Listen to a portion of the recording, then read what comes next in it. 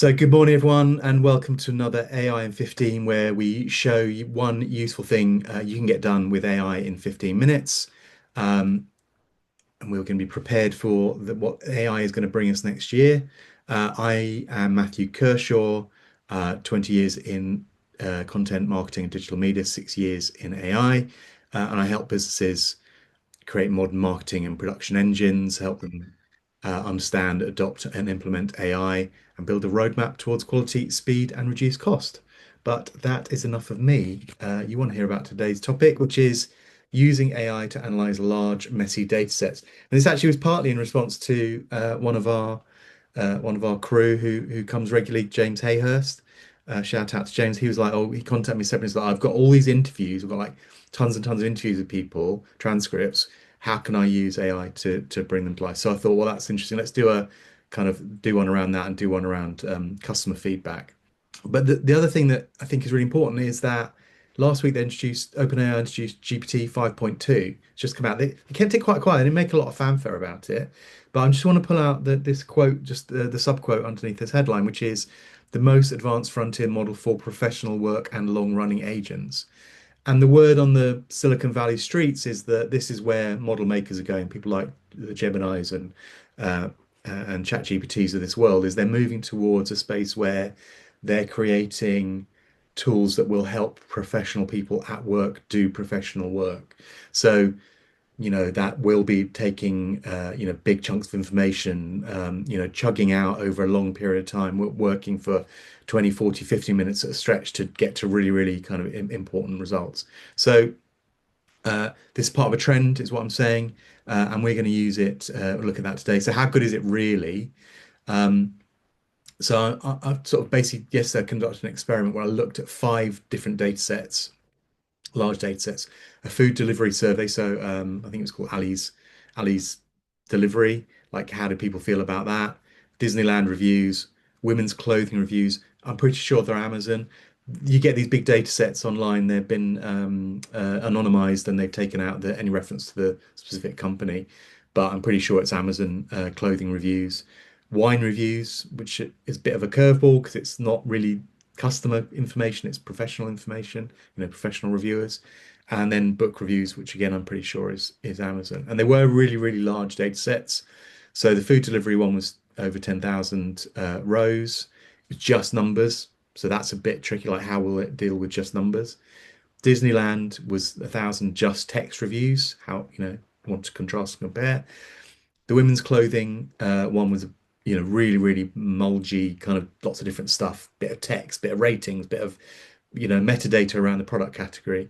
23,000 of those, and 130,000, you'll like this, Vino, 130,000 wine reviews, with lots of different information about where it's from, the wine, the type, the score, the price, and obviously the review itself. And same for the book reviews. So lots of information, and information that you really, a human wouldn't really be able to delve into, particularly the tech side of it. So that was the experiment. This is the prompt. As usual, don't bother, you don't need to look at this now. It'll be available in full in the replay. Just to shout out to Nate Jones, who's someone I follow, is very good. This is actually one of his prompts. But let's just break it down a little bit so you understand what's going on, just at high level. So I'm going to tell the chatbot, you are my 2-hour voice of the customer intern.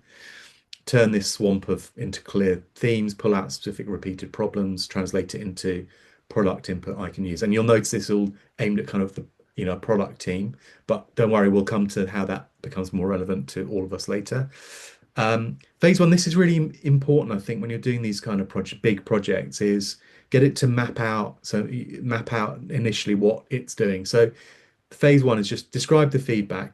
Give me a really quick sample, get a feel for the tone and topics. So that does 2 things. One, it helps you be sure that the computer has understood what the stuff is, but also I think it helps ground the LLM later on in the subsequent phases.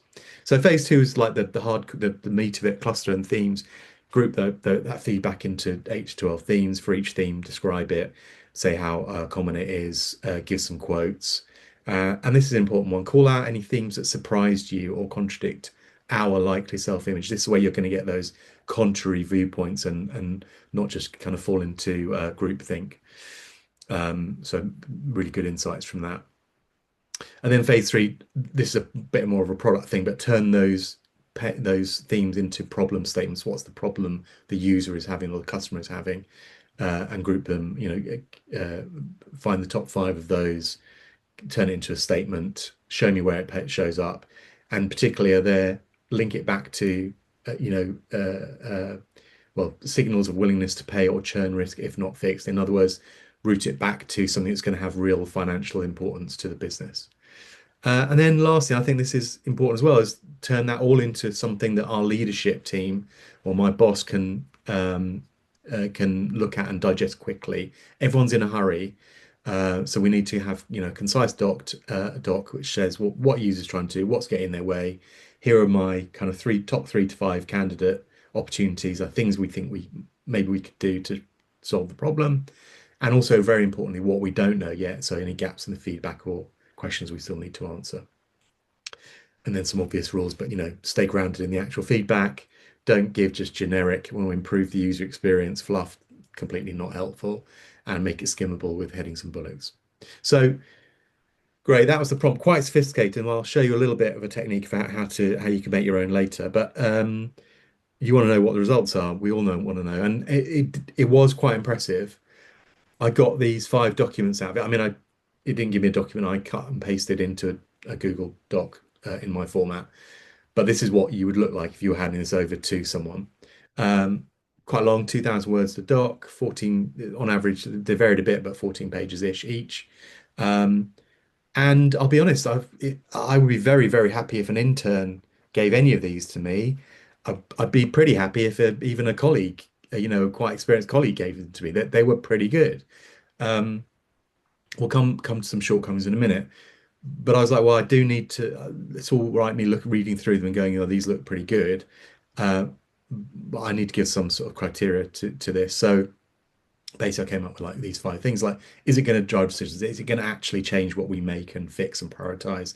Is it in plain English and allows leaders to repeat that, the problem in a sentence? This kind of in a sentence thing, I think, is really important. I've noticed that the work I've done where I've come up with little pithy sayings tends to get for much more traction into the business. Everyone's busy and people just want these little things to hold on to, that say it, see it sorted, do what it says on the tin. If the glove does not fit, you must acquit. These are actually super powerful, and having your LLM help you come up with those is actually really useful as well. Does it force trade-offs? So it's very easy to come up, oh, well, there's loads and loads of problems here and loads of things we could do. The important thing is, does it tell me what's important? That's where the real intelligence comes, right? Shows me what matters versus what can wait. And obviously connects to impact, connects to that pain to real results around, return visits, recommendation, review, revenue, whatever is important to my business. Now, obviously, I've sort of done this a little bit asked about it, in that probably I should have built these criteria into the briefing, right? Like I should have told the LLM, I'm going to judge you on these 5 criteria, and maybe I would have come up with even better results. But I did it kind of after the event. But anyway, it was an interesting way to look at it, and you want to know what the scores on the AI doors are. Going from the least good to the good. So the least good one was the wine reviews, and I think that's simply because they were professional reviews, they weren't customer feedback, and it had a bit of trouble kind of getting its head around that. So, but I mean, even then, 3.75, nearly 4 out of 5 is not bad.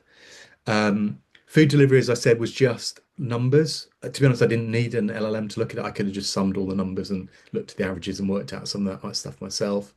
But it did a pretty good job, 4 out of 5. And then these 3, where it had more to go on, the Disneyland, the book reviews, the women's clothing reviews, it did a really, really stellar job.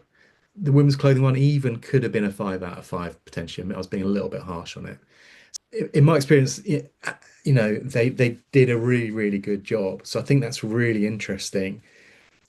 One big caveat, I'm not in the world of food delivery, theme parks, clothing, wine, or book reviews. Sometimes when you know a territory really, really well, you look at a report and you go, yeah, you've skimmed the surface there. You've missed actually the really, really important stuff, which you would only know if you're deep in that territory and deep in that area and that field. So one of my pleas to all of you is, please try this. If you've got access to some of these types of large data sets, I would love you to go out and try it and tell me, did it nail it, or was it just very superficial? They looked pretty good to me. And then, yeah, don't stop there. You can take this prompt and make it relevant for you and your team and your situation. So here are, and they're just little prompts. So you would put this prompt in and go, adapt this prompt so it helps a creative or content team extract emotional insights, real language and situations to drive stronger ideas and storytelling. That would be for a creative or content team. But you can use this for a sales team to uncover objections. You can use it for support or CX team to turn complaints into root cause. You could, whatever you need this kind of thing for, take this prompt, adapt it. It's sort of a bit of a judo move. Get your LLM to do against itself. Um, and then finally, I just want to touch on this thing about briefing. This applies at work when we talk to people, 100%, but I think it also applies really, really well if you're trying to come up with a whole new prompt, one of these big, you're briefing your LLM to your chatbot to do something really complicated. Think about these things, and these apply to humans as well as humans. But like telling it what what the outcome you're looking for, what does done look like, telling it why you're doing it, what's the purpose of it, what's the background and context to it, what's in, what's out, what's the scope of this, what are the constraints. Show your intern or your chatbot or your colleague, good, bad, or similar work to kind of get them to get a feel for the kind of level of quality you're after, and tell them how you're going to judge it. What does good mean, and when will it be reviewed? These are I call it OPSI. These are just as relevant to how we talk to people, but they're becoming super relevant for now for how we brief our chatbots to do this work. So that's me. Any questions? Matthew, I assume, like you said, it because you're not. I mean, I can't believe you're not a wine expert. But if you're not an expert in categories, I guess you can just look at that prompt and also think about with more category expertise, a Yes. few more things you'd want to put into it. I guess. Yeah, absolutely. And it's very likely that there might be someone either in your business or, in your network who is an expert on that, and you can just run that by them. And it's quicker and easier to give them, hey, I've got this document. What do you think of it? Is it nail it or not? Than it is start from scratch. Oh, we're doing some research on this area. Tell us the important things. So it gives you a really good starting place. And what it took me, it would take you 40 minutes to generate a document like that. Uh, I think the LLM itself took maybe typically about 5 minutes to generate the actual report. And then there's a bit of fiddling around, but you'd get to it quite quickly and then use go and talk to your experts. And you only need 5 or 10 minutes of an expert versus needing, 3 hours or half a day of them. So awesome, awesome stuff. Great. So, unless there are any more questions, please do feel to get in touch with me directly. But Monday, Winter Solstice special. I know Winter Solstice is actually on Sunday, but I'm calling it that. We're going to be looking at 2026 planning and how you can use your chatbot to help you plan your year ahead.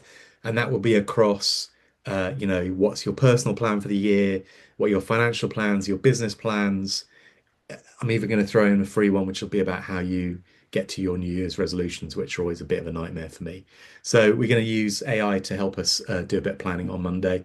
And then Tuesday will be something fun, and Tuesday will be the last episode for this year. I don't know what that's going to look like. If anyone's got any ideas, let me know. But it's going to be something fun and fruity on Tuesday. Thank you very much. See you Monday. Don't forget, tell your friends. wolf.co/sign up. That's wolf with two O's.co/sign